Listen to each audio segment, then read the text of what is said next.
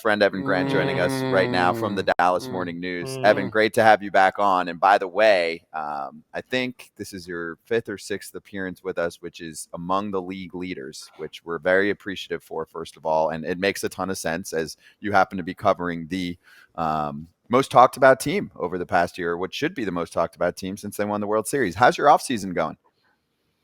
You know, the guys who are in the 5-time club of hosting Saturday Night Live all get like a blazer. So I'll be expecting that from people sometime I'd soon. give you a hat to cover your bald head. How's that? Oh, damn. Wow, look at that! Look at that glare on the top of my head today too. Exactly. The off season has been great. It's to think about this team right now. You know, in a 12-month span, the Rangers will have won the World Series, have hosted the All-Star game, and will celebrate a Hall of Fame induction. I don't think that's happened for any club as the defending World Series champion since 1939 with the Yankees. So it's an incredible time for Ranger fans right now, and I hope they're enjoying it because this just doesn't come around often. You talk about incredible times. I'm just going to jump right into it, man. Montgomery, what is going on? Is he coming back or what, man? You got the inside scoop. Let the world know. Come on. Todd, listen, I mean, there's reasons to think that like Jordan is waiting for the Excuse me. situation to be sorted through and that he would like to come back to the Rangers. And I think they'd like him to come back. But I think in terms of talking about a $25 million contract for a 4 or 5 year, probably maybe even a 6-year commitment with him, I think this team would have acted already on that. I don't think it's ultimately going to happen. And I think that the Rangers' perspective here is they've got a really good group of starters that will be ready, they believe, in the second half in DeGrom, Scherzer, and Tyler Mahle. They feel like they've got a rotation to go into the season, and they feel like it is time, it's past time actually, for their minor league system to start producing some contributors. If there was one area where this team came up short last year, it was in the minor league pitching department, producing guys who could help the big league staff. Now, I don't know if that's kind of cutting off your nose to spite your face a little bit, but I do understand that at some point in time you can't keep paying retail for starting pitchers year after year after year. Evan, you guys signed Robertson last night late. I'm sure you didn't break the story. We'll leave that to the experts. We'll leave that to the experts. But is he going to be the closer? What's his role going to be on this team? Because Leclerc was so great for him in the postseason. Obviously, Spores was great for him. They kind of mixed and matched with some other guys. Is Robertson going to be the closer? I don't think. Listen, they're still waiting on a physical, and with any 39-year-old pitcher, a physical is no formality, AJ. So the club hasn't really talked about a role for him, but I believe going into the season or going at least into spring training, that the idea will be to have Jose Leclerc as the closer. He was really nails for them late last year. He was great during the postseason. I think Josh Spores will have a significant role in late innings, and I think that David Robertson will be there kind of in the way they envisioned Will Smith last year as a late inning leverage guy who has the ability to close out games if needed. And I think that everybody who's around David Robertson thinks he's a great makeup guy, thinks he's been a great clubhouse guy. I think the Rangers want that again in their bullpen, and they had that in Will Smith last year. And so I think that's the role they envision for David at this point. Hey, you got one? No, you go ahead. I'll go ahead. I was just going to ask, so from a pitching standpoint, is there a secret to try and, or at least a strategy to try and get over the World Series hangover that has really now plagued World Series teams for the past quarter century? We have not seen success after winning a World Series. You had the dynasty of the Yankees that did it easily. But since then, a lot's changed in our pitching world, right? In terms of how pitchers are developed, which I'm sure is a factor. But I have to imagine Chris Young, with his pitching brain, is thinking about that nonstop this offseason. How do we prevent this from collapsing at least the first year after? Well, and both Bruce Bochy and Chris Young have experience with this, right? Bruce had experience as a defending world champion 3 times with the Giants. Chris had experience as a pitcher with Kansas City after they won in 2015. And I think they both realized all the challenges that are involved. You look at guys like Nathan Eovaldi, who I think pitched 180 innings when you include the postseason last year, and Dane Dunning, who pitched 180 innings.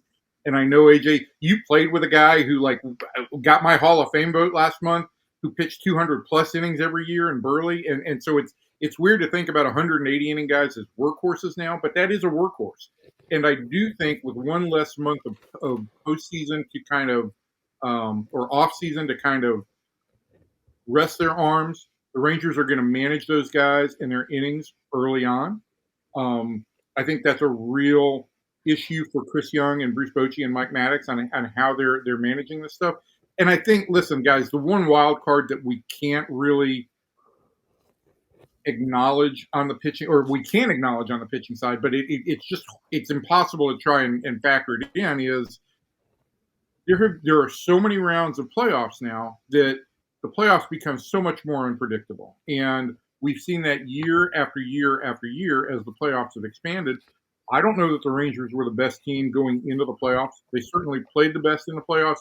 They changed complete narratives about their team last year, about the bullpen's ability and their ability to win on the road. And so you get hot for October, a lot of different things can happen. I think where this team is in a good position. They've got as good a lineup as any team in the American League offensively. If Wyatt Langford breaks camp with this team, and I think at this point the possibility is very strong that he does, they've got some really good young players who should be part of the core for a long time. I think they feel like they've got reinforcements coming for that starting rotation. I think the big challenge for the Rangers now is going to be getting themselves through the first half of the season with the pitching staff they've got. But it still doesn't answer the question, like, is home field an advantage in the postseason if you get there? Is it not an advantage? Is taking time off an advantage? There's just too many layers of unpredictability in the playoffs right now to really think of the idea of a dynastic team. That's all good. That's good and all, but you go down the street a little bit, and the Houston Astros just signed Josh Hader. I mean, talk about that. Where do you feel the Rangers are now in that division with a guy that's been unbelievable over his career, and now he's probably going to be, the 8th or 9th guy, most likely the 9th guy coming in, depending on situations. Like, who's got the better team now, and does that put the Rangers in fight to get another guy to bring back in? Well, I think one thing that Chris Young has told me over and over, Todd, is they're not going to be reactive, right? They're going to be proactive on their strategy. And even though the Astros signed Hader last week, they've had interest in Robertson all offseason. They knew they were going to add another veteran reliever. So I don't think this is reactive to what Houston did. And I think it would be really dangerous at this point in time to divert from your strategy and get reactive. All of that said, let's remember that the American League West last year, there was one game basically that separated three teams. And the Rangers have not done a ton to improve their team going into the season. Mally's not going to be an addition until the second half. The two big additions are in the bullpen in Kirby Yates and David Robertson. But Houston did add a big-time closer after losing Kendall Graveman, and Seattle's made, Jerry Dipoto moves. It's hard to ever keep up with the Mariners roster because it's constantly turning over, but they've made a lot of moves. And so it's hard for me to sit here and say that definitively the Rangers are a step ahead of both those clubs. I think the Rangers have the better young offensive talent. I think that's going to be the strong point of this club again. And whether or not they can navigate the first half of the season with this pitching staff, I think is going to be the real challenge. But if they're in position, they made trades last year to strengthen themselves significantly at the deadline. They got the best pitcher on the market at that point in Jordan Montgomery, and I think they're in a good position. I don't want to say they're not going to repeat as AL West champs because, as Alex Bregman let everybody know, the Astros were the AL West champs. But I think they're in a good position to contend again this year, to go deep into the playoffs, and maybe do something historic. So one more on this team, and then we'll jump to Hall of Fame. Fan question from Patrick, and I know you mentioned it, but any more context you have on confidence that Wyatt Langford could break camp with the team. I think it's obvious to everyone he's going to be up with the ball club. They're anticipating that, and that's why they're not really touching the position player group. But how likely is it that he's already good to go if he has a solid spring training? Listen, I think, Scott, I think they've got a couple of good internal options to get a significant number of at-bats at DH in Wyatt Langford and Justin Foscue, and to some extent Blaine Crim. All three are really good hitters. The most significant position need, I think, would be there would be more playing time in the outfield than there would be at second base where Foscue plays, or really at first base where Crim plays. So the question, I think, for the Rangers is, can we get Wyatt Langford enough playing time in the outfield with minimal time at DH? Because I think, coming up as a DH, it's a difficult thing to do. You've got most of the game to just sit around and kind of wallow on your at-bats, and that's a bad headspace for a lot of players. So I think that's the biggest thing that they've got to work out. But from my perspective, it seems to me like this team is making plans that Wyatt Langford will be on their opening day roster. Okay, from future Gator Rangers to a Hall of Fame guy, and the guy I got to play with, and Adrian Beltre.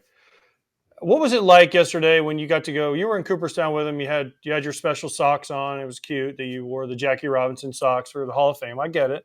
I see you working. But what was it like to see AB there? Because, I've told people he's one of the best teammates, best guys, best humans I've ever been around. To see him and see him walk around and get to see what a special place and how well-deserved it was for Adrian. AJ, I'm working on this story right now, and I just have to tell you, you go to the Hall of Fame, and the first thing that they do at the Hall of Fame is this kind of 17-minute video with, I think there's 19 Hall of Famers quoted in there talking about things. And for the fan to go in there and listen to these things, it's giants of the game. But literally things that Henry Aaron, that Tom Seaver, that Cal Ripken Jr., and that Juan Marichal all said in that video are things that Adrian said about himself in the previous 24 hours. And so it was just kind of amazing to watch a Hall of Famer walk through the Hall of Fame, and I think come to grips with the idea that, yeah, he does belong. I don't think Adrian would ever say that publicly. I think he continues to feel like I was a decent player, but it is clear he was a Hall of Fame top 5 third baseman of all time, and to watch him go through the museum, particularly when it came time to see Juan Marichal. There's a display on Juan Marichal before you get to the plaque gallery, and then there's a display on Latin American baseball in which I'm watching Jaime Herrin narrate, the Hall of Fame announcer who announced the Dodgers for forever, narrate this video about Latin American ball players. And I'm watching Adrian watch the guy who announced his games when he came up narrate a film that includes highlights of Adrian hitting home runs from one knee. It's just kind of surreal. And the takeaway I had from all this is that Adrian feels a lot like he did when he came up with the Dodgers in 1998. He was a 19-year-old. He was incredibly humble and respectful and quiet, and he was just kind of taking it all in wide-eyed awe yesterday. I think over the next 6 months, as he prepares for his Hall of Fame speech, which he has told me he absolutely hates the idea of having to do, I think when we see him speak in July, it's going to be a wonderful, wonderful speech talking about what it was like to come from the Dominican, what it was like to realize the joy of playing baseball, and to fully maximize his abilities on the field. So I'm really looking forward to that. It was special socks aside. It was a special day to be able to watch that and to watch a guy kind of be introduced to his new peers, really. He's going to nail the speech, and I hope Andrews comes out there and just like taps his head, just like blesses him or something like that. A quick one for you on Beltre. It's more of maybe a pet peeve in what it says about our sport. I've told a few people about this lately. Obviously, I used to work at MLB TV, and I felt like for the last few years of Beltre's career, people would be like, I got a hot take. He's a Hall of Fame lock, or he's a first ballot Hall of Famer. I was like, what the fuck? I was like, yeah, no shit. I don't know. It just was a weird thing that I kept hearing. I don't know if you ever heard that from people, like trying to act like it was a hot take. I was like, that's the coldest take I've heard in a while. Listen, I think the hot take about it, Scott, is this, right? I think even Adrian would acknowledge this. When he came to the Rangers, I don't think that people viewed him as a Hall of Fame third baseman. He had spent a decade in the big leagues. He himself acknowledged that he had the reputation that he had that big year with the Dodgers in 04, and he had a big year as a one-year free agent with Boston in 2010, and people kind of conceived of him as a contract year player. When he got to Texas, and really late in the time in Seattle, he realized, I want to have fun. What's the worst that can happen if I have fun? And I think once he realized that and allowed himself to just enjoy the game he grew up so passionate about from ages 32 through 39, really 31 if you count that year in Boston. In the second half of his career, this guy became a Hall of Fame player. The second half numbers of his career are better than the first half numbers. And that's an amazing accomplishment, as we get into our 30s in MLB players. And so was it a hot take in 12 or 13? Maybe it was a hot take then. But I think by the time we got to 2015, 2016, everybody assumed Adrian Beltre was going to be in the Hall of Fame and on the first ballot. I just didn't know if it would be 90% or 95%. And as it turns out, he's one of the top 20 all-time percentages in terms of vote getters. Let me ask you this last one for the Hall of Fame for me. Do you feel a couple of guys on there got snubbed a little bit? I know some of them still have some years left, and there's one of them that we all thought should have been in the Hall of Fame, and Gary Sheffield. I know you tweeted about something on there too as well about it. Do you feel like there was a couple of guys that did get snubbed that should be on there? Look, I feel strongly about Sheffield. I actually got a chance to cover Gary my first 3 years covering baseball in Florida. I watched him on a day in and day out basis. And so maybe there's some bias here, but this is a guy with over 500 home runs. It's a guy who, forget about WAR and metric numbers that you can't actually see. Like, we comprehend WAR and we know what it means to the game, but nobody sees WAR on the field.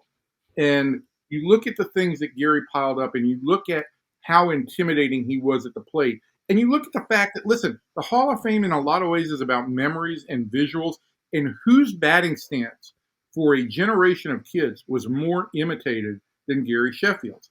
I think it dishonors the Hall that he did not get inducted. I also think in large part it dishonored the Hall that Billy Wagner's not in this class. I know Wagner's got another year, but I've come to be a strong believer that closers have to be taken against other closers. You don't compare them to other position players. And Billy Wagner is one of the top 5 closers of all time. He belongs in the Hall of Fame. So I was disappointed on those two fronts. I hope that when Gary is on a contemporary era committee, and I know that at some point he will be, I hope that the view of him has changed by the group that sees him then, because I think this guy belonged in the Hall. I'd like to see him in the Hall. And I think but I don't want to sit here and bemoan this Hall of Fame class, because these 3 guys are a really great class.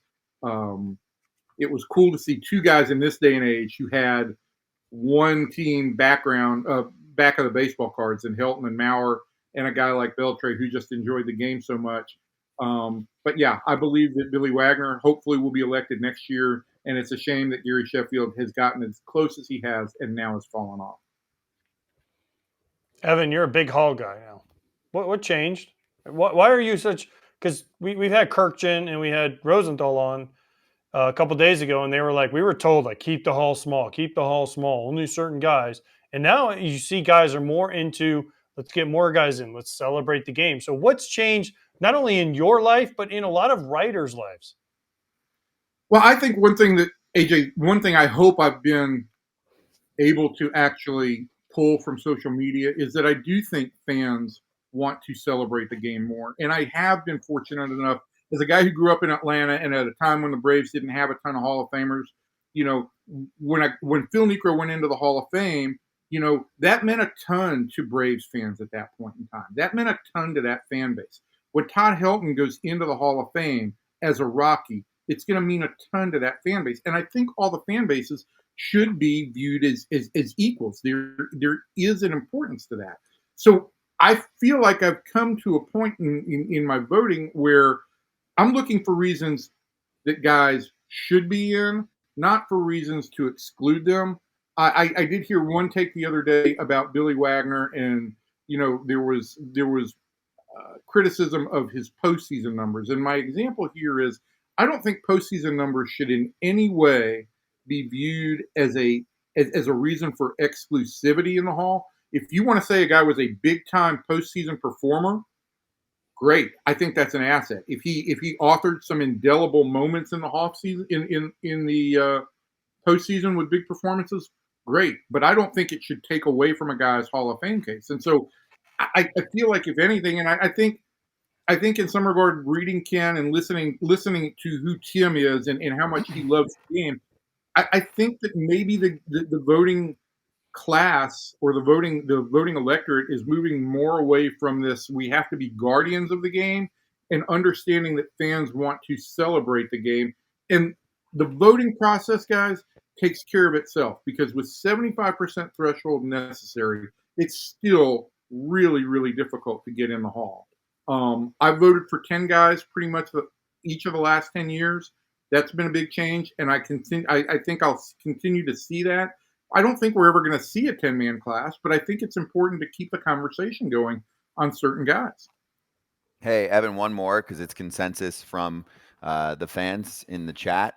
How much is the TV money real versus an excuse this offseason? Now, they just signed Robertson, and they might do something else, being that, you don't work for the league or the team, and you're at the Dallas Morning News. You can actually speak freely about it, which is helpful too, because fans just want to know. They're like, is this legit? Because, they just won the World Series. They probably made, I don't know, $50 million in October alone. Look, Scott, and the other thing is, right, the valuation of this club is probably going to approach $3 billion this year, and so they've continually seen like 20% growth in valuation. I think there are cases on all sides for this. The TV money is a real deal. I think the Rangers are due on average $111 million per year. I think when it's all said and done, if they get this deal done, they'll see somewhere between 75 and 90% of that. So the loss is not a huge financial loss, but it's still real. And until you've got a deal, you don't have a deal. So I think that's part of the Rangers ownership's kind of caution. I think the second thing on the business side is, let's not overlook that this team has committed $850 million in contracts over the last 2 years. They have sped up the rebuild process, and they got themselves a world champion. And I think, to go back to my first point, to the first question, I think there is some thought on the ownership side that, hey, we invested $250 million in starting pitching last year. We need to develop some of our own. Some of the guys that we invested heavily in draft picks, guys like Cole Winn, Jack Leiter, Kamar Rocker, who is coming back from Tommy John, Brock Porter, who's still only 19. He was a first rounder who basically slipped to the fourth round. Some of those guys need to start producing for the Rangers in the next couple of years. And I think that's where you get some tension between, look, this team could use another starter, absolutely. But I also think that there is some feeling like we've got to start doing some things on our own. And where exactly the tectonics of all that end up, I'm not 100% sure. Yeah, no, that makes sense, though. Well said. Evan, always great to have you. We appreciate you. You can follow Evan at Evan_P_Grant, or check out his articles in the Dallas Morning News. Great to see you. And I mean, you don't have to, but there are a lot of fans that will. And also, he's having a year. Like you said, he started out with a bang just now. World Series, All-Star, etc. It's fun to cover right now. So enjoy the ride, Evan. It's a fun time. And I have enjoyed it despite AJ's presence. Yeah, exactly. Don't let him bring you down. See you guys next time.